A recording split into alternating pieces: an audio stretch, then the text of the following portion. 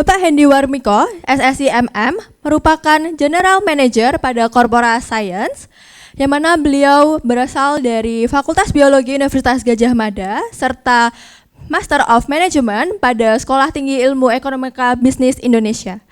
Beliau mengalami beberapa training dan juga sertifikasi, diantaranya adalah mengenai High Speed Centrifuge, lalu mengenai Akuntan Manajemen Proses Eppendorf, dan beberapa pengalaman lainnya terkait dengan training dan juga LC-HRMS. Berikut beberapa publikasi yang pernah dilakukan. Skills-nya di sini terutama adalah mengenai High Performance Liquid Chromatography, Ion Chromatography, LCMS, dan sebagainya. Oke. Tanpa berlama-lama lagi, dengan penuh hormat kami persilahkan kepada Bapak Hendy Dwi Warmiko, SSI MM, untuk menyampaikan materi dengan topik Technical Perspective and Pitfalls in Untargeted Metabolomics Analysis Using LC-HRMS. Kepada Bapak Hendy kami persilahkan.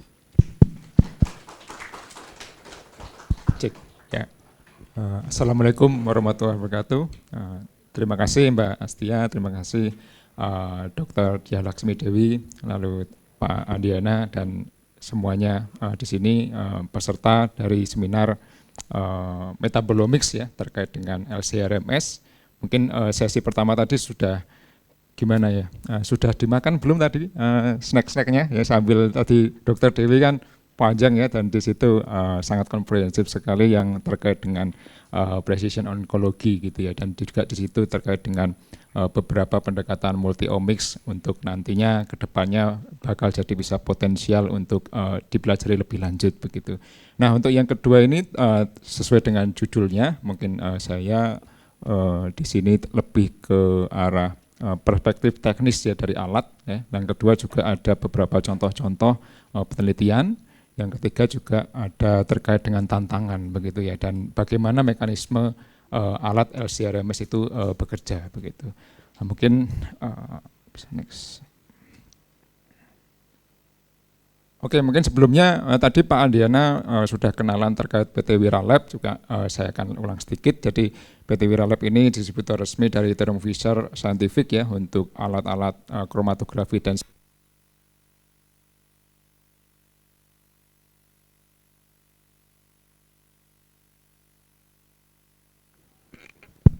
cek ya, dan ini visi misinya ya, dan salah satunya juga terkait dengan pengembangan penelitian dan kontribusi terkait dengan solusi yang akan disampaikan ke pasar begitu ya. Nah ini mungkin Pak Andiana ada di sini, yang ketiga ada belum, jadi yang kesempatan Pak Andiana, dan ini sejarah-sejarahnya dan mungkin lebih kait alat ya, jadi mungkin ada banyak alat sebelumnya, ada PLC, GC, GCMS, mungkin kita lebih ke LC-RMS, dan juga ada alat-alat lain seperti low resolution MS seperti LC-MS, MS, dan lain sebagainya. Nah ini alat-alat yang lain. Terus ini juga ada barang-barang consumables ya, kolom, dan mungkin ada preparasi, file, dan lain sebagainya. Nah ini barang-barang kimia juga ya, jadi Fisher Scientific. Oke, nah terus juga ada pusat training aplikasi live demo ini yang di tempatnya Pak Andiana di Jakarta. Jadi ada juga alat-alat seperti HPLC, GCMS, ion kromatografi, ada juga AAS begitu ya, dan lain sebagainya. Oke, nah untuk korporasi sendiri ada saya di sini ya, di Jogja, mungkin tempatnya di Sagan ya, dan beberapa mungkin sudah ada yang pernah ke sana, dan di sini kita memang memprovide research service ya untuk 3 bidang utama, yaitu proteomics, metabolomics, dan lipidomik. Nah juga nanti ada sesi selanjutnya, ada Pak Khalid, itu saintis kami, nanti membahas terkait dengan chemometrika ya, untuk mendukung penelitian nanti pakai HRMS itu biomarker seperti apa, nanti lebih ke arah Mas Khalid. Nah sebenarnya kita dari 1 tahun lalu ya, jadi 31 Juli 2024 itu kita launching. Kebetulan sekarang kita sudah ada sekitar lebih dari 70 customers dari di universitas di seluruh Indonesia maupun ada yang beberapa di luar negeri ya, dan juga kita ada beberapa dari belasan ya perusahaan-perusahaan swasta yang juga berkolaborasi, dan ada juga yang berkomitmen MOU begitu ya di situ. Ini UGM saya taruh paling atas kiri ya, berarti yang paling utama begitu, karena paling banyak gitu, paling dekat juga gitu ya. Oke, ini satu udah. Nah, jadi outline saya sebenarnya lebih ke arah studi desain dan bedanya terkait dengan teknik analytical, HPLC, LCMS, LCMS, LCRMS, juga workflow metabolomic, dan nanti ada identification confidence, ya ini sangat penting, dan spectral library, publikasi terkait dengan penelitian cancer, dan summary.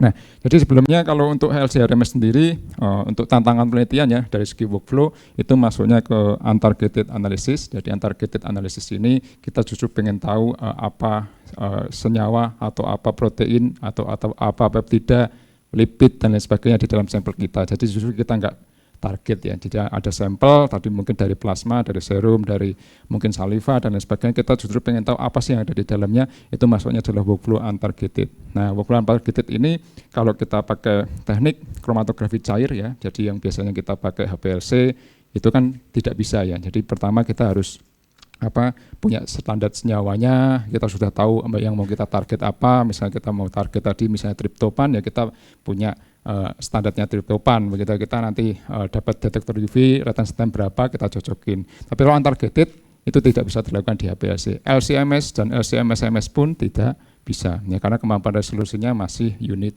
resolution, dan nantinya ada molekul-molekul yang isoberik, artinya dia memiliki massa yang hampir sama tapi sebenarnya senyawanya berbeda, itu tidak bisa.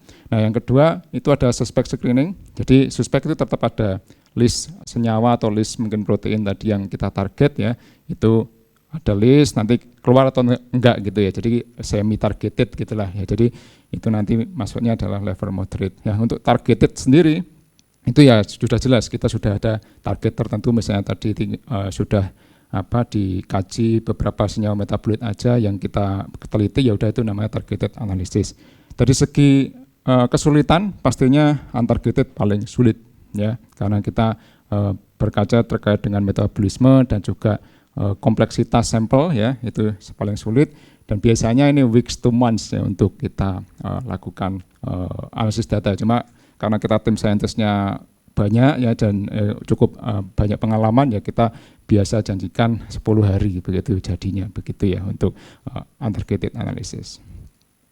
Oke, ini sedikit terkait dengan HPLC. Mungkin kalau Bapak Ibu refreshing terkait HPLC di sini barangkali ada yang pernah, ada yang belum begitu ya. Di sini mungkin ada contoh, ada flavonol glukosid, isinya quercetin, camphorol, isoramnetin. Nanti mungkin ada yang dari biologi juga ya, Mbak. Mungkin kakak tingkat saya kali ya gitu. Jadi saya biologi juga. Nah, di sini quercetin ini dia keluar di 10,34, camphorol di 2 gitu ya.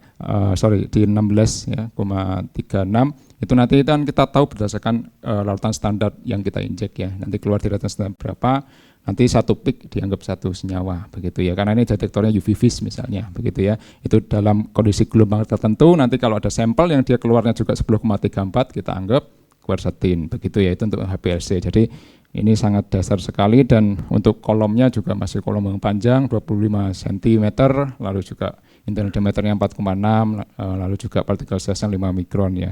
Dan ini butuh flow yang banyak dan besar begitu, dan untuk fase geraknya butuh konsumsinya besar untuk HPLC biasa. Mungkin banyak di UGM itu ada tempatnya Pak Yudi Pak, ada HPLC pasti kan, LPPT, lalu juga ada mungkin di beberapa di kimia dan lain sebagainya, udah banyak.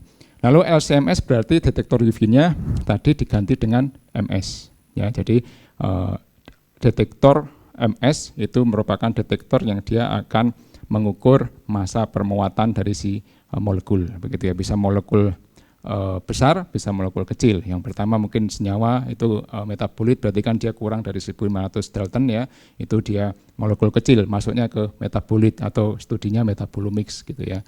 Lalu juga kalau untuk molekul besar itu bisa sampai ke protein atau proteomics dan peptida penyusunnya, yaitu dasar seperti itu. Nah, LCMS yang biasa itu namanya single quadrupole, mungkin dulu saya juga pernah pakai, yang di sini intinya ada 4 batang rod yang memang dia ada muatan positif, ada muatan negatif, berseberangan ya, dua-dua atau 4 batang itu nanti dia kita setting arus.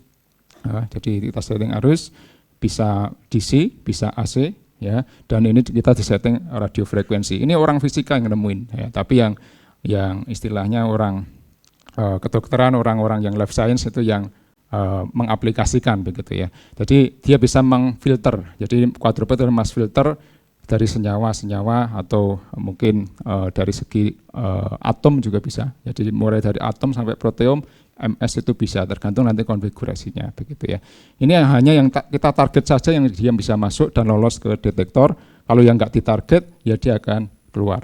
Ya, jadi ini adalah quadruple. Kalau LC-MS berarti quadruple-nya satu pasang. Nah, ada yang quadruple-nya dua pasang, yaitu namanya LC-MS. Ya, jadi kalau LC-MS itu ada yang punya QQQ atau triple quadruple, atau yang punya tandem quadruple. Itu sebenarnya sama, tapi tengahnya ini yang Q2 itu bukan quadruple sebenarnya. Ya, jadi yang quadruple adalah Q1 sama Q3, yang tengahnya adalah collision cell, bisa CID atau collision dissociation atau HCD, high collision dissociation, ya.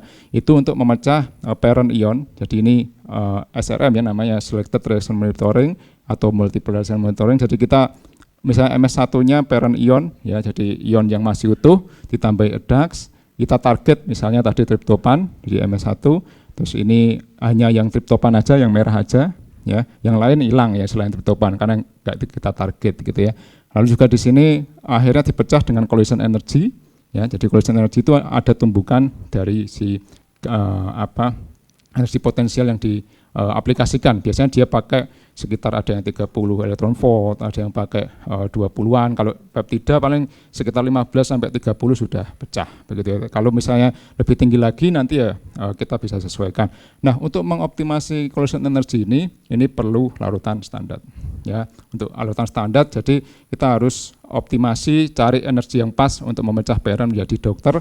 Akhirnya dokternya di sini di Q3 ini dia dapat produk ion yang spesifik dari si Q1. Makanya di LC-MS, LC-MS sama HPLC itu tidak ada namanya library. Ya. Jadi library itu dia ada informasi senyawa dan ada spektranya. Berbeda dengan GC-MS, ya. GC-MS itu dia pas ionisasi awal, ya, itu namanya prosesnya bukan elektrospray. Ya, kalau ini kan elektrospray jadi molekulnya masih utuh.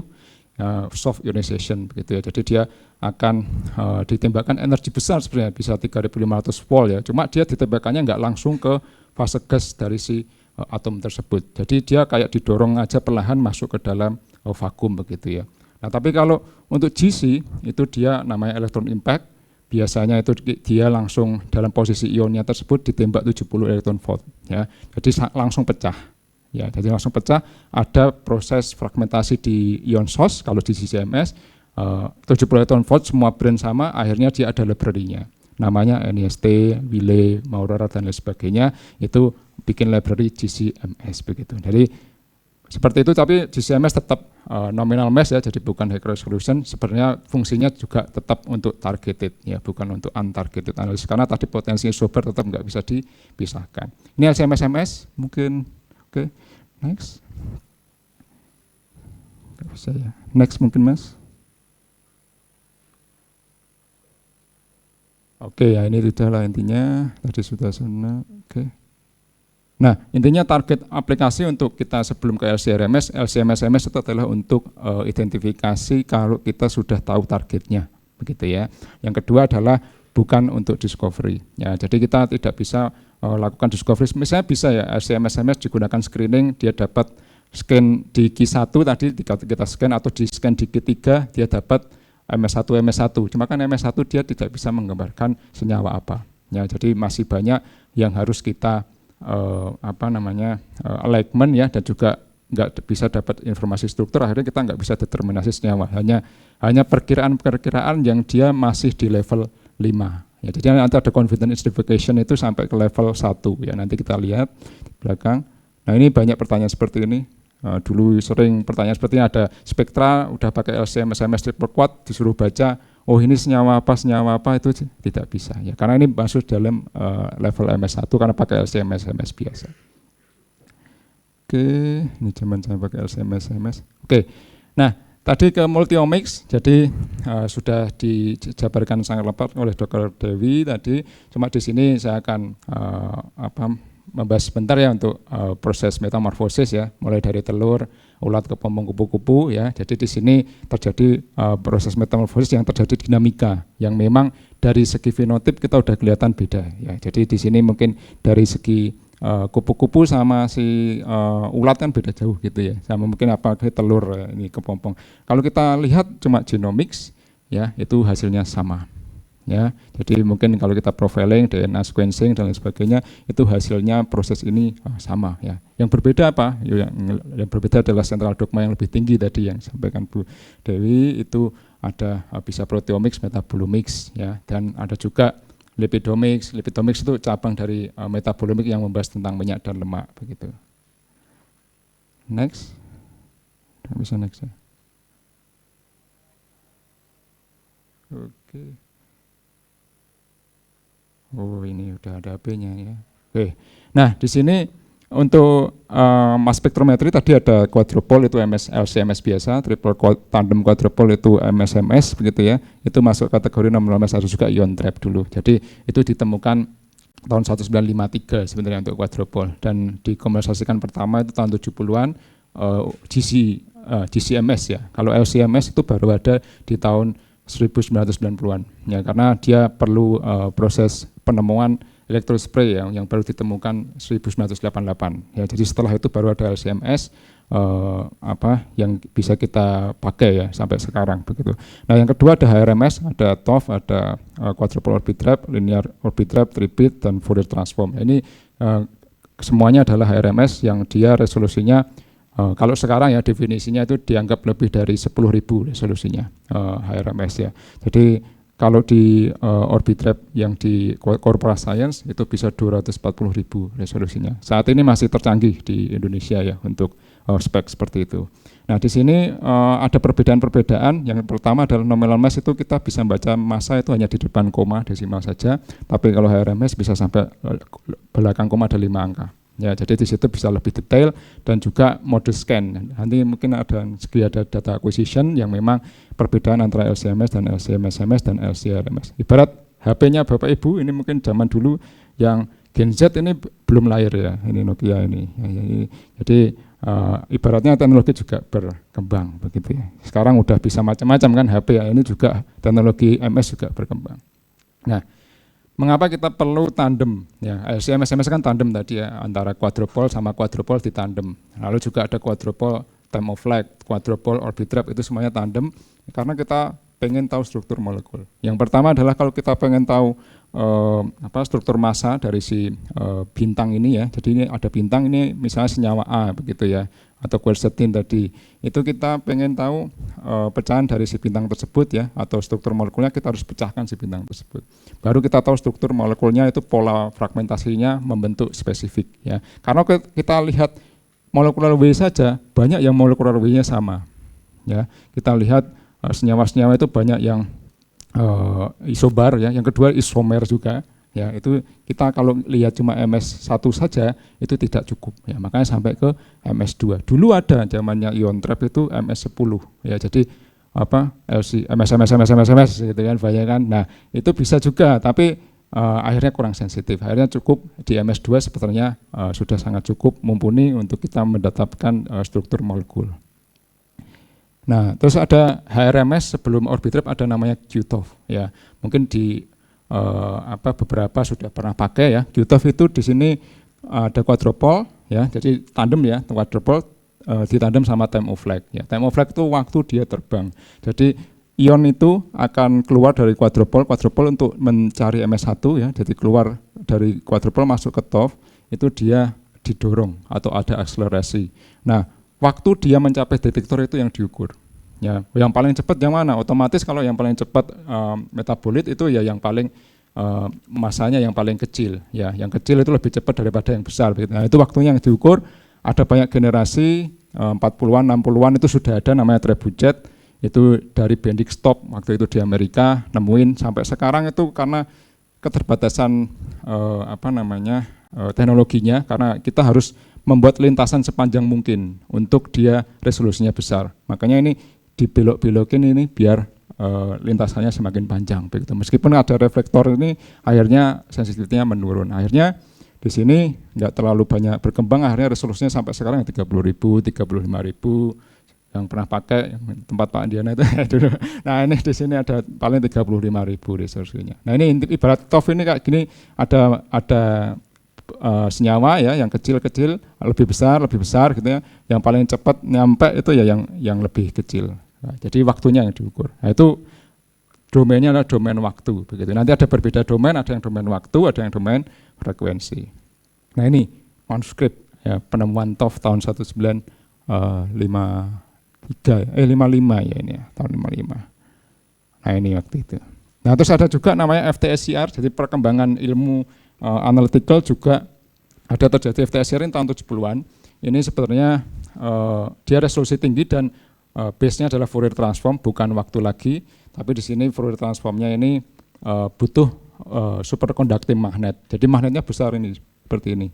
Jadi kalau orang Indonesia di sini nanti pendek kan di sini.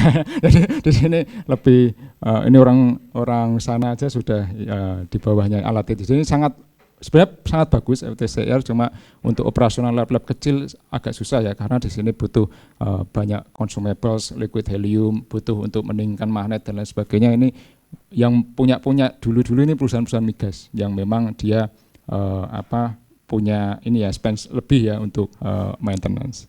Akhirnya dibikin, nah ini waktu itu ini tahun 74 penemuannya Komisaro sama Marshall, ini orang-orang dari British Columbia. Waktu itu bikin FTSCR. Nah terus ada namanya Orbit Trap. Nah kita bahas kan judulnya Orbit Trap ya, karena di fasilitas kita juga ada Orbit Trap. Orbit Trap ini penemuannya sebenarnya sejarahnya cukup memukau ya. Karena apa? Karena di sini ada banyak istilahnya milestone yang dia proses penemuan Orbit Trap itu. Sebenarnya konsep udah ada tahun 1923, cuma habis itu ditemukan oleh Alexander Makarov yang ilmuwan Rusia, dulu kuliahnya di fisika pastinya, nggak mungkin kedokteran ya. Jadi di sini kuliah fisika, PhD di sana, Institut Teknik Fisika Moskow. Habis itu dia lulus ke Manchester. Jadi ke Manchester ke UK, itu akhirnya di sini ketemu teman-temannya ya waktu itu. Jadi namanya ada Steve Davis, terus akhirnya waktu itu ada efisiensi dari Steve Davis, itu perusahaan mereka efisiensi disuruh PHK sukarela. Ya, akhirnya malah keluar terus bikin startup namanya HD Technologies di tahun 99 ya. Dan di sini Makarov disuruh join ke perusahaan startup tersebut. Belum punya uang, akhirnya mereka bikin grant. Akhirnya dapat grant dari pemerintah perindustrian Inggris, dapat 45.000 pound sterling waktu itu. Terus habis itu dibuat untuk bikin prototipe pertama Orbit Trap tahun 99 pertengahan, itu bisa resolusi 150.000. Zaman dulu tahun 99 TOF itu resolusi masih 5.000. Ya, jadi wah ini penemuan yang luar biasa, dan akhirnya kan mereka sadar nggak mungkin mereka akan ngembangin sendiri karena butuh R&D yang cukup banyak dan spend cost banyak. Akhirnya mereka presentasi itu perusahaan mass spektrometri besar, ada 5 perusahaan yang mereka presentasiin, rata-rata ditolak proposal mereka. Tapi akhirnya ada satu yang tertarik, Thermo Fisher. Ya, jadi waktu itu masih termoelektron waktu itu, karena kan termoelektron sekarang kan join sama Fisher Scientific, jadi namanya Thermo Fisher Scientific gitu kan. Nah terus habis itu di sini akhirnya di tahun 2000 dia disuruh mengembangkan Orbit Trap itu, 2005 sudah komersil pertama begitu ya. Terus di Indonesia itu di awal-awal dulu ya, itu di tempat Pak Yudi PPT itu 2017 itu dari kita pertama ya Pak ya. Nah itu Pak Yudi itu ada Pak Yudi pakai Orbit Trap juga gitu ya di tempat kita. Nah di sini ada Orbit Trap. Ini intinya Orbit Trap ini patennya ya, jadi paten dari sana. Jadi ini informasi paten, sebenarnya patennya udah expired, tapi sebenarnya informasi patennya nggak cuma di Orbit Trap, tapi device-device yang mendukung Orbit Trap itu juga dipaten. Jadi Orbit Trap hanya ada di Thermo Fisher, ya nggak ada di brand lain. Kalau kita lihat QTOF itu banyak di brand lain juga. Jadi bukan teknologi paten. Nah ini nama ilmiahnya Orbit Trap, kalau yang mau ngapalin ya. Electrostatic axially harmonic orbital trapping ini paper pertamanya Alexander Makarov yang waktu itu di tahun 2000 masih di HDT Technologies di Manchester ya. Jadi ini sebagai sebuah sejarah baru ya untuk penemuan Orbit Trap. Nah, Orbit Trap kayak gimana? Dulu saya pernah bongkar waktu di factory di Jerman. Jadi di sini kalau kita koin Rp500 ya pas lah di sini. Ya, jadi sangat kecil sekali ya orbit trap itu. Nanti ionnya itu setelah quadrupole lalu masuk ke orbit trap itu dia akan putar-putar frekuensi movementnya, oksilasi radial, oksilasi aksial itu bisa ratusan kilometer di sini. Baru diukur Fourier transform, dikembalikan lagi ke waktu, baru kita bisa lihat oh retention time ini ada masa berapa, itu dari situ. Ya, jadi di sini ini Alexander Makarov. Wah ini ngobrol di kantin gitu. Alexander Makarov. Oke, untuk facility ya, untuk corporate science ada Orbit Trap Exploris 240, ini next generation Orbit Trap ya, jadi baru di launching aja di tahun 2020 ya.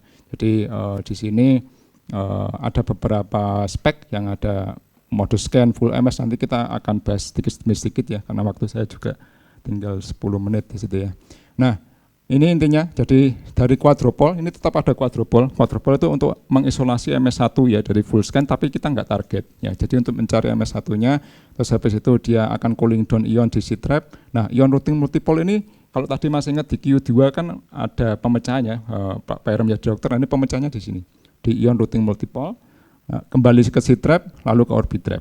Ya, jadi akan putar-putar di situ, baru ada sinyal frekuensi, dan kita kembalikan lagi ke waktu, namanya Fourier transform ya, jadi transformasi Fourier yang nemuin adalah Baron Joseph Fourier ya. Nah ini, jadi Fourier transform, matematika operasi transform frekuensi, ada yang pernah pakai FTIR itu juga Fourier transform infrared ya. Kalau ini Fourier transform mass spectrometry atau FTMS. Nah, akhirnya sejak tahun 2000 berarti sekarang sudah 2025, sekarang 25 tahun sudah ada orbit trap ya. Meskipun tahun 2005 yang baru awal berarti 20 tahun kalau secara komersil begitu ya. Itu sudah banyak sekali publikasi-publikasi dan metode-metode standar yang sudah pakai orbit trap ya. Yang pertama dari segi small molecule, yang kedua adalah dari segi biofarma. Kalau kita berkunjung mungkin ke perusahaan-perusahaan biofarma untuk karakterisasi, untuk membuat apa namanya bioanalisis ya, jadi itu rata-rata pada pakai orbit trap dan banyakkan life science research. Kalau kita lihat publikasinya ini sebenarnya data masih 2009 sampai 2020 ya, itu sangat banyak sekali jurnal-jurnal bereputasi. Ketika aja nanti di Scopus orbit trap gitu ya, sudah banyak sekali, bisa sampai ini publikasinya berapa belas ribu gitu ya. Sekarang udah banyak sekali, di atas 20.000 publikasi, termasuk tim-tim yang di Indonesia ya, yang pakai orbit trap itu sudah banyak yang publikasi pakai orbit trap begitu ya. Ini kalau dibandingkan dengan Kitov, karena ini Kitov kan resolusinya masih terbatas ya, jadi lebih banyak sekarang orbit trap. Nah, tadi masih ingat yang HPLC ya, satu peak satu senyawa quercetin 10,34 ya. Kalau yang ini nanti gini hasil dari orbit trap, hasil scan. Terus mau dibaca misalnya 9,13 itu senyawa apa? Bukan seperti itu cara bacanya ya. Ini masih total ion. Total ion adalah keseluruhan ion yang masuk ke dalam MS. Artinya apa? Kalau kita misalnya di kebun binatang misalnya, kita lihat banyak hewan ya, ada jerapah, ada mungkin ada citah, ada mungkin macan dan lain sebagainya. Itu lewat bareng-bareng, kita capture bareng.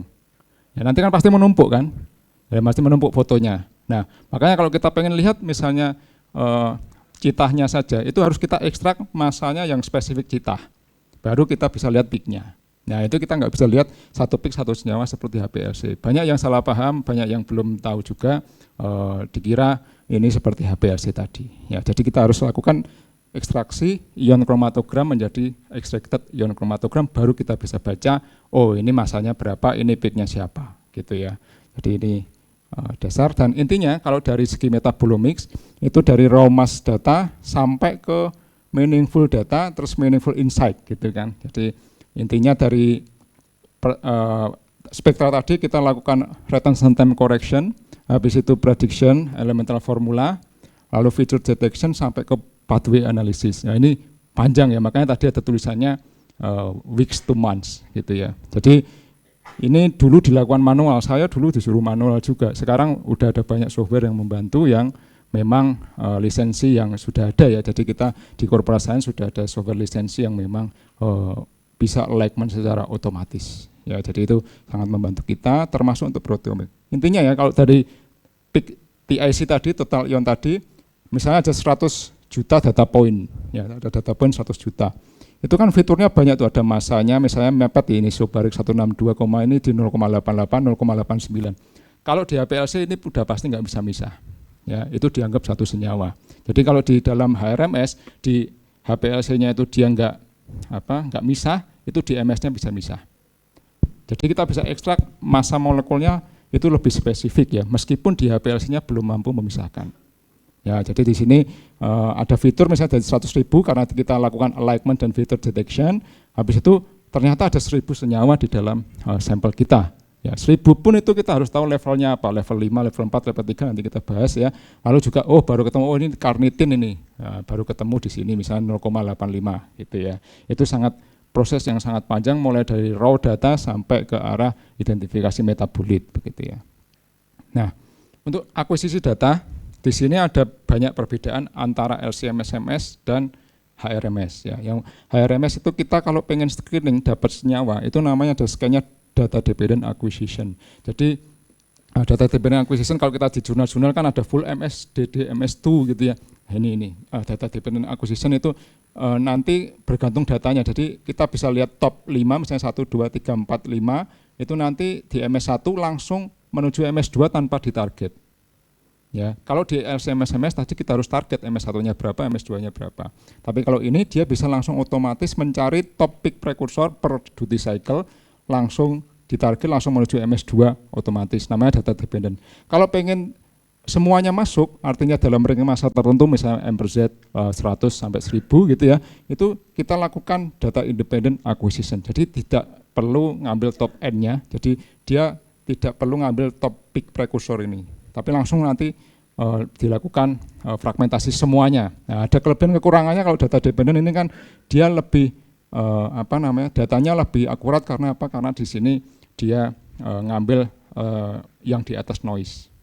Ya, ngambil yang di atas noise, nanti yang bawahnya pasti pun lebih akurat. Kalau data independen itu tujuannya berbeda, misalnya kita cari residu pestisida misalnya. Nah, itu kita bisa lakukan data independen, nanti semuanya difragmentasi, ya datanya lebih banyak lagi.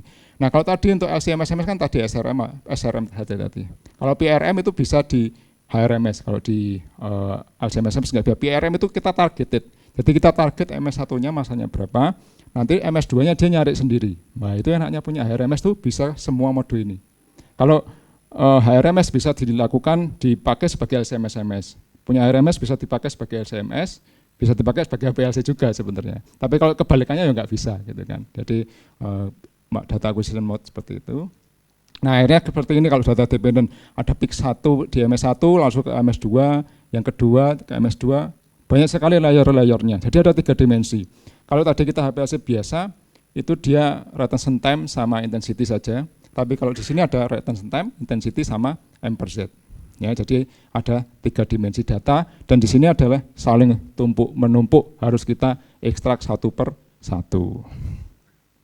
Nah, akhirnya HRMS ini itu kalau kan kadang ada yang tanya ya, kenapa kok ada error itu 5 ppm, kadang ada yang salah paham, dikira ini konsentrasinya 5 ppm gitu kan. Jadi bukan seperti itu. Jadi di sini adalah 5 ppm itu adalah tingkat error massa. Kalau kita lihat di LC-MS triple quad itu rata-rata 0,7 Dalton, punya Thermo 0,4 Dalton gitu ya. Jadi tingkat errornya sangat besar ya. Jadi di situ bisa ada masa-masa yang isobarik itu teroverlap. Jadi misalnya kita masa 313 itu nanti ada yang lain kan 313 juga, misalnya kita aflatoksin gitu ya, toksin dalam jamur gitu ya, dalam serealia gitu ya, itu nanti bisa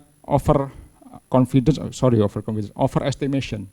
Ya, jadi karena numpuk sama senyawa 313 yang lain. Kalau yang ini kita biasanya plus minus 5 ppm atau 0,00005 Dalton atau 0,005 milidalton. Kenapa ppm? Karena orang luar negeri itu nggak suka banyak 0,0 itu. Ya.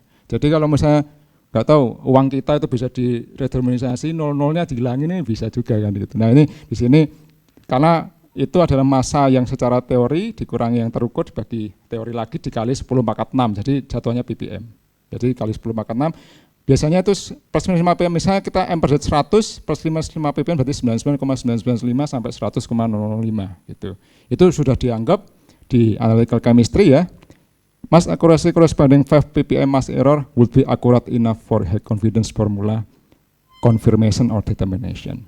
Ya, jadi biasanya kita kalau dari korporasi udah kita filter, nanti timnya Pak Khalid biasanya udah filter yang diambil adalah plus minus 5 ppm ya. Bahkan kita sering 0 ppm, artinya apa kalau 0 ppm? Sama persis antara teori sama yang terukur. Jadi plug sama persis plug. Nah ini ya, annotation delta mass ya. Show the mass difference between calculated molecular weight. Ya ini udah ada di sini. Ada yang minus, ada yang plus, jadi plus minus 5 ppm ya. Kalau minus berarti yang terukur ya lebih kecil. Kalau yang plus berarti yang terukur lebih besar dari yang teori. Gitu ya. Ini ada isinya misalnya contoh, ada nama, formula, annotation source-nya ini nanti dari library atau database apa. Nah, saya belum bilang nanti HRMS itu ada library-nya, berbeda dengan LCMS sama LCMS-MS ya. Karena kita, nanti saya di belakang ya mungkin ya. Waktu saya cukup nggak? Nah ini TIC, intinya ini total ion current chromatogram, ini spektrumnya kalau kita klik di sini nanti spektrumnya beda lagi, klik di sini spektrumnya beda lagi gitu ya, harus kita ekstrak. Misalnya kita cari senyawa di Crotopus 238,840, kalau kita ekstrak setengah Dalton, ini peaknya yang mana kita masih nggak tahu plus minusnya. Yang retention time mana ya, makanya kita ekstraknya 5 ppm, baru ketahuan oh ternyata di 4, ini baru tahu ini di Crotopus gitu ya. Itu kita ekstraksi spektrum ya dari chromatogram ke spektrum. Nah akhirnya juga di sini adalah dua basic approach yang untargeted sama yang targeted. Kita bisa juga model scan itu untargeted sama targeted sekali scan itu bisa. Ya jadi misalnya, oh saya ada pengen tahu senyawa yang lainnya tapi pengen tahu senyawa ini gitu itu bisa. Nanti diinformasikan saja ke tim. Ya. Nah untuk clinical research sebenarnya banyak sekali, mulai dari disease metabolome, mulai prediction human metabolome dan lain sebagainya. Ini sangat banyak sekali yang bisa digunakan untuk metabolomics ya sebagai clinical research, termasuk yang sering itu biomarker discovery. Ya itu paling sering digunakan metabolomics, termasuk juga ada drug discovery. Ini tadi sudah, yang belum absen tadi presensi ya, sudah. Nah untuk clinical research ini banyak sekali di sini, mulai dari tadi kan onkologi ya mungkin dokter dia, yang lain masih banyak. Ya, jadi risetnya di sini ada jurusan-jurusan yang lain ya, enggak cuma kedokteran, jadi bisa sangat banyak sekali terkait dengan clinical research maupun dunia kesehatan, begitu ya. Ada sampai ke beberapa bioproses yang ekologi dan lain sebagainya, hepatologi, diabetes dan lain sebagainya. Kemarin yang mungkin ada yang pernah lihat kemarin yang lihat Metro TV ya, ada yang nemuin senyawa baru untuk potensi diabetes itu ya, itu di korporasi yang ngerjain waktu itu kita profiling senyawa baru juga. Akhirnya di molecular docking, akhirnya di network farmakologi dan sebagainya, ya ada potensi di situ. Nah, ini tadi saya bilang level-level tadi. Kalau kita LCMS, MS ya, untuk screening paling dapatnya level 5 exact mass, hanya masanya saja, kita nggak bisa tahu itu senyawa apa, itu di level 5. Ya. Yang kedua adalah level 4 ada pola isotop. Pola isotop itu levelnya masih di MS1. Itu pun pola isotop hanya bisa dilihat di LC-HRMS. Karena misalnya kita kan tahu ya ada karbon itu ada 12, ada karbon 13, nitrogen 14, 15, sulfur 32, 34 yang stabil ya. Lalu juga ada mungkin oksigen 16, 18 ya. Itu nanti kita dilihat pola isotopnya itu sesuai yang ada di alam. Pastinya nanti misalnya ada C22H berapa gitu ya. Jadi C21-nya itu, C22-nya itu ada karbon 12 semua. Terus habis itu selanjutnya C21 itu karbon 12, C-nya yang satu lagi karbon 13. Begitu seterusnya itu level 4. Yang level 3 ada tambahan MS2. Ya sudah MS2 ini berarti kan. MS2, tapi di sini identifikasinya bukan dari library, tapi dari database. Database sama library beda. Database itu dia hanya informasi molekul. Kalau yang untuk library itu ada mass spektrumnya. Ya, kalau ada mass spektrumnya itu di level 2. Kalau yang level 1 perlu larutan standar. Ya, kalau metabolomik ya kita nggak mungkin level 1 kecuali kita kaya ya punya beli standar banyak gitu ya. Nah itu bisa, tapi jarang. Rata-rata kita di level 2 atau level 3. Kalau kita identifikasi dari database itu level 3, kita dari library itu di level 2. Biasanya sudah cukup ya untuk penelitian kita.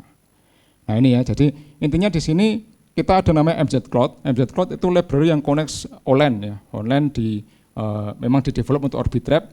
Itu servernya sebenarnya di Amerika sih. Jadi ada pengembangnya juga di Slovakia, cuma developnya di Amerika. Kita connect ke MZ Cloud ini di komputer korporasi itu connect ke situ. Nanti kita bandingkan spektra kita dengan spektranya mereka. Nanti dapat senyawa apa aja di situ nanti otomatis ya di situ. Nah ini ada multiple energy level. Tadi kan kita harus optimasi standar ya untuk dapat MS1 ke MS2, tapi di MZ Cloud ini sudah dioptimasi. Mereka baik hati juga ya, karena ini bikin ini kan continuous building proses, jadi sangat membantu kita untuk kita mendapatkan sampai ke strukturnya. Oke, nah ini contoh kurkumin ya, kurkumin itu kan 368,12599. Kalau di library RMS itu komanya juga dihitung. Ya, jadi nggak cuma 300 berapa, habis itu pecah dari 100 berapa. Ya, ini semuanya dihitung dan ini ada layernya banyak ya. Layernya banyak itu artinya apa? Energi kecil sampai energi besar itu dilakukan eksperimental semuanya. Jadi misalnya ini energi pakai 30 ya. Ini mendapatkan 369, ini kan parentnya, ini dokternya. Ini untuk kuantitasi bisa. Nah, di sini energi yang lebih besar, ini parentnya udah mau hilang, ini bapaknya ya mau hilang, ini tinggal dokternya.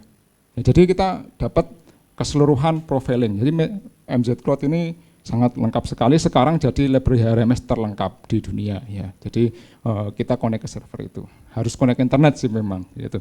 Nah, di sini untuk metabolomics, jadi kita dibantu software namanya Compound Discoverer. Ya, Compound Discoverer ini khusus di-develop untuk Orbitrap yang memang pengembangnya dari California ya. Jadi di sini kita langsung dapat nama senyawa, rumus molekul, terus kita juga bisa lakukan chemometrik sederhana ya, PCA, PLSDA, heatmap, nanti dibahas sama Pak Khalid. Nah, ini bisa juga connect ke pathway. Jadi ada juga kita connect ke metabolika pathway, itu nanti masuk nanti ada informasinya apa, terus kita cari aja gambarnya, itu masukin jurnal gitu kan. Jadi sangat membantu di situ.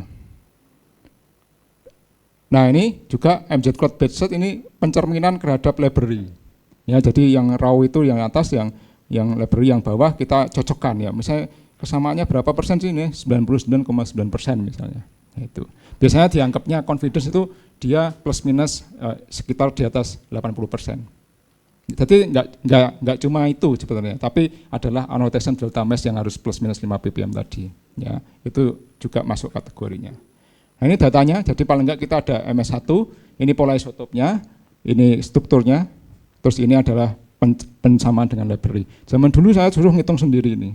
Ini pecah jadi apa, sekarang udah dibantu ya. Jadi ada orang kimia di sini, nah itu dibantu ya, cepat ya. Jadi molekulnya apa. Ini misalnya quercetin ya, ini kesamaannya dengan library, mungkin contohnya. Nah, idealnya HRMS itu kita kan ada ya di library senyawanya ya gitu kan. Misalnya ada di library, oh ya idealnya memang ada di library, oke gitu kan. Gimana kalau nggak ada gitu kan. Nah, itu masalahnya, karena di sini kenapa kita wah ini ada pola fragmentasi ini, kita nggak dapat langsung ini ke library ini ke MZ Cloud gitu ya. Nah, itu ada, kita akhirnya masukkan ke database. MZ Cloud itu hanya sekitar 30 ribuan senyawa. Sama kayak NEST di GCMS, 30 ribuan senyawa. Padahal di dalam database, di dalam ChemSpider misalnya, itu 130 juta senyawa. Berarti berapa persennya? Kurang dari 0,03% kan, yang baru ada library-nya begitu. Nah, itu makanya kita ada namanya database search. Oh, ternyata kita ada 441 hits dari formula, ya kan formulanya banyak yang sama kan, senyawanya berbeda begitu kan. Nah, terus di sini, nah ini NEST 31.000 senyawa, MZ Cloud 32.300 ini, ChemSpider 390 juta, sekarang 130 juta. Jadi ini kita nggak ada yang cocok misalnya di sini, akhirnya kita cocokin di database. Ini 0,03% kan dari si database dari library kan. Nah, akhirnya dari struktur database itu kan ada 441 kemungkinan itu. Nah, 441 kemungkinan karena dia nggak ada di library, belum ketemu senyawa baru misalnya kan. Ya mungkin yang mau ngambil program doktor kan cari novelty, nah ini cari novelty misalnya kan. Nah, di sini akhirnya component identification-nya ini kita ranking ya. Ranking berdasarkan similar fragmentation spectra dan akhirnya dikalkulate struktur overlap. Nah, setelah dilakukan struktur overlap dia ada persentasenya. Dia akan ngambil namanya MZ logic, ini secara matematika itu dia akan ngambil dari fragmentasi MZ Cloud di ranking dan akhirnya dilakukan fragment ion search. Ini in silico fragmentation yang memang dia sudah peer review ya secara komputer. Nah, nanti dia kelihatan oh ini memang senyawa baru gitu ya. Atau itu namain aja nama kemarin yang Juan sama Fahrul ya, namanya Juan Leoxyfarulonacet. Nah, itu dinamain sendiri gitu kan. Udah langsung disubmit di PubChem, sudah dipatenin gitu kan. Mohon maaf untuk waktu presentasi sudah habis. Oh ya, bentar lagi ya, sebentar ya. Ini library building ya, continuous process, intinya library building ini sangat banyak sekali dan mungkin ini contoh-contoh sebenarnya metabolomik tikus gitu ya, yang satunya high fat diet, yang satu enggak gitu ya. Akhirnya dia dapat banyak metabolit marker ya, misalnya contoh untuk tikus yang spesifik to diet ini ada acetylcarnitin, ada yang untuk misalnya asam uratnya tikus yang male itu lebih banyak daripada asam urat yang female gitu ya, itu bisa metabolik marker spesifik, contoh terus heat map, terus mungkin breast cancer sebentar mungkin nanti dibahas Mas Khalid. Ini ada beberapa penelitian dari RUI ini 216 partisipan, ada yang breast cancer, ada yang jinak, ada yang healthy control gitu ya, itu nanti dibahas oleh Pak Khalid ya, Pak Khalid nanti bahas ini juga. Karena udah habis ya tadi saya. Oke, terus ini ada non small cell lung cancer, misalnya ini ada contoh-contoh metabolit yang berpengaruh ya antara yang masih sehat sama yang kena non small cell lung cancer.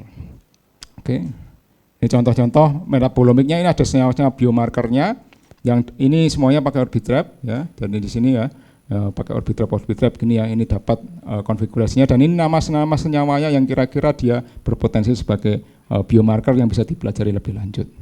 Ya ini kalau kita bahas satu-satu panjang, ini chronic kidney disease ya, jadi ginjal banyak, terus ada juga misalnya ini serum metabolomic study. Nah ini nanti lebih ke arah kemometri yang dibahas Pak Khalid. Ini yang lain, mungkin next. Nah ini kopi luwak sama enggak luwak, bedanya juga ada. Terus ini juga anti doping. Ya jadi anti doping, kalau Indonesia pengen punya lab anti doping harus punya HRMS juga.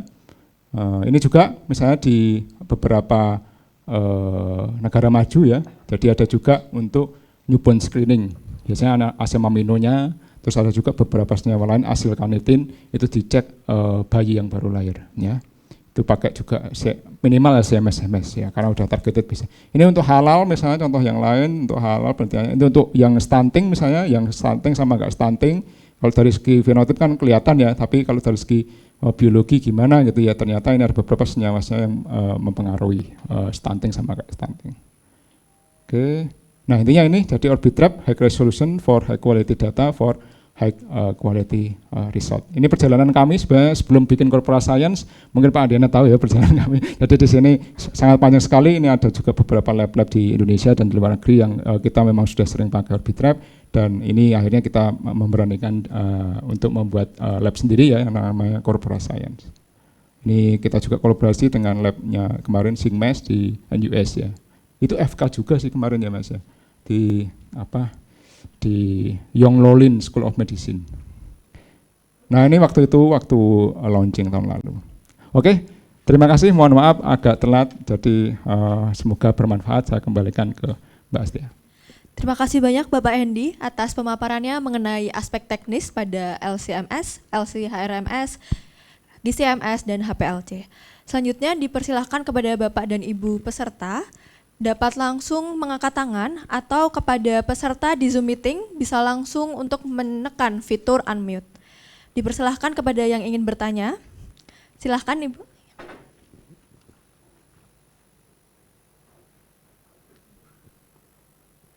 Baik, terima kasih atas kesempatannya. Saya Flaviani Ciosonara, alumni Magister Bioteknologi UGM. Nah, di sini saya ingin bertanya. Tadi kan dari contoh-contoh penerapan HRMS itu kan banyak penelitian yang digunakan untuk biomarker kanker gitu, tapi di luar negeri ya. Nah, kalau di Indonesia sendiri penerapan HRMS ini sudah bisa digunakan untuk menemukan atau validasi biomarker khususnya kanker, atau masih sekedar untuk eksplorasi saja. Kemudian biasanya dari pengalaman Bapak, tantangan yang dihadapi saat menggunakan HRMS itu khususnya untuk sampel biologis yang kompleks ya, seperti plasma atau serum manusia, itu biasanya seperti apa? Terima kasih.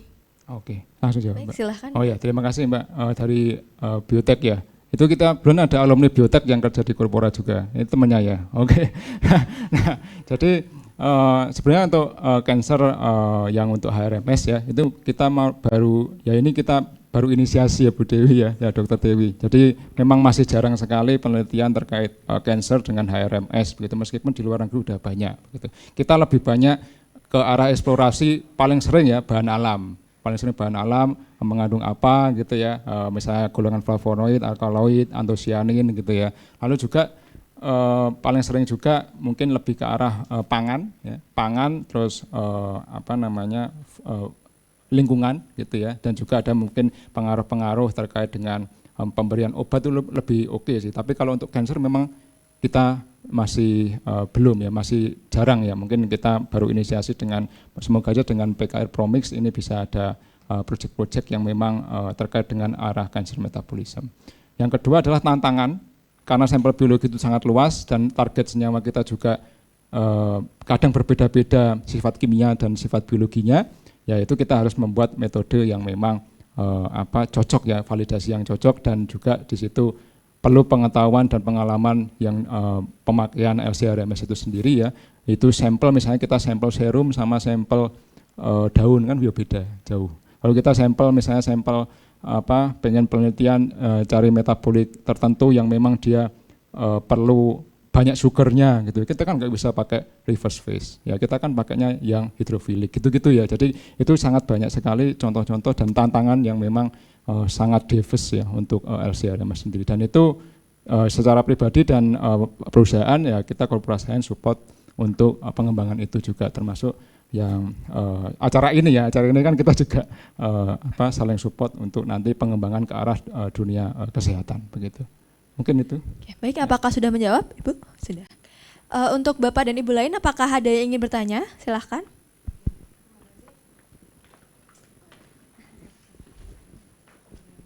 Ya, terima kasih presentasinya. Saya Niar dari BRIN. Mungkin pertanyaannya lebih ke arah pelayanan dari Korpora, karena kan BRIN juga punya LC-HRMS, cuman problemnya terkadang balik lagi ke database atau library.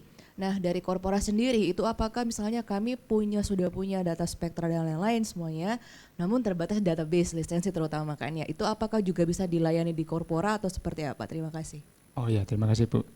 Kita menerima raw data dari luar Korpora Science ya, cuma hanya khusus yang Orbitrap ya. Kalau untuk kebetulan yang di BRIN Gunung Kidul kan sama ya, ada Orbitrap juga, itu kita bisa layani. Beberapa juga sudah menganalisiskan ya, artinya sudah ada raw data TIC dan lain sebagainya, kita olahkan dapat senyawa apa aja gitu ya, terus dapat juga di situ confidence levelnya berapa gitu, dan itu kita bisa melayaninya kalau misalnya itu. Tapi kalau nanti ke depannya ya bisa juga mungkin kan kalau di BRIN kan ada ELSA point dan lain sebagainya ya, jadi mungkin di situ bisa saling kolaborasi. Yang penting kita sudah ada raw data dari Orbitrap. Kalau misalnya data yang dari yang lain, misalnya kayak HRMS yang lain, kita belum bisa, karena kan softwarenya lisensinya itu untuk Orbitrap saja begitu. Bisa matchingkan library atau matchingkan database, atau mungkin MZ Logic tadi itu juga bisa.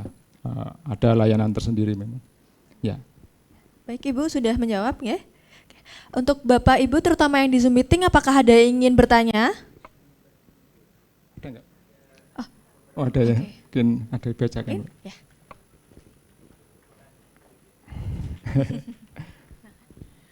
Baik, saya menyampaikan mungkin satu pertanyaan ya dari peserta di Zoom meeting yang terkait dengan materi Pak Hendy. Saya ingin menanyakan terkait analisa menggunakan LC-HRMS untuk metabolomik. Jika dilakukan untuk sampel biologis seperti jaringan atau sel, maka preparasi sampelnya biasanya menggunakan solvent apa? Kemudian karena pastinya akan dipisahkan dari lipid, sebaiknya preparasi apa saja yang bisa dipilih?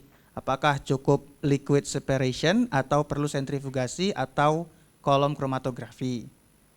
Wah, banyak ini pertanyaannya. Mungkin itu dulu ya Pak. Ya, mungkin satu aja ya. Mungkin satu aja. Yang untuk preparasi sampel bergantung, pertama adalah tujuan penelitian. Yang pertama misalnya kalau kita pengen tahu metabolic profiling yang memang nggak ada lipidnya, ya kita harus hilangin lipidnya, misalnya tambahin N-hexan untuk lipid removal gitu ya. Lalu juga kalau misalnya kalau kita target senyawa tertentu, apakah dia golongan yang non polar atau golongan yang polar, ya itu nanti kita sesuaikan dengan pelarut yang ada. Misalnya kalau kita harusnya ambil dulu pakai diklorometan, ya kita harus pakai diklorometan. Lalu juga di sini kita nanti lakukan penguapan lagi, tapi kalau untuk HRMS kan untuk injeksi itu kan nggak boleh pelarut-pelarut non polar ya. Jadi seperti external set itu nggak boleh. Jadi kita harus lakukan pengendapan lagi, concentrated lagi, baru kita lakukan rekonstitusi lagi. Nah itu kembali lagi ke penelitian. Kalau pengen lipidomik, justru ya kita pengen cari lipidnya. Ya kalau kita pengen cari lipidnya, kita ekstraknya misalnya pakai metode Volt ya atau Black and Dyer, ya itu juga bisa. Jadi tergantung dari penelitiannya. Yang kedua tadi apa Mas?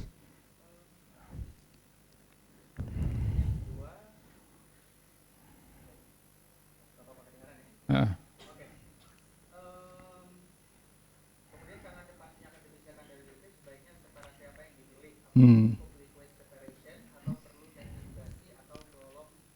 Ya, pastinya kita perlu sentrifugasi, kita perlu liquid separation, ya kita perlu extraction, ada juga untuk homogenisasi kita perlu ultrasonication. Itu juga bisa dikombin dengan SPX clean up ya. Kalau misalnya kita butuh yang memang nggak perlu senyawa yang nggak perlu ya kita harus clean up dulu. Ya, itu proses teknis panjang sih kalau kita bicara nggak cukup. Jadi mungkin seperti itu dan yang penting kita ada poinnya, yang penting tujuan penelitiannya seperti itu. Mungkin sorry yang di Zoom nggak dapat boneka ya berarti ya. Jadi yang di sini nggak dapat boneka. Oke mungkin seperti itu. Oke. Baik, terima kasih sudah menjawab nggih. Kita bisa beri apresiasi kepada Bapak Endi selaku narasumber kedua pada hari ini.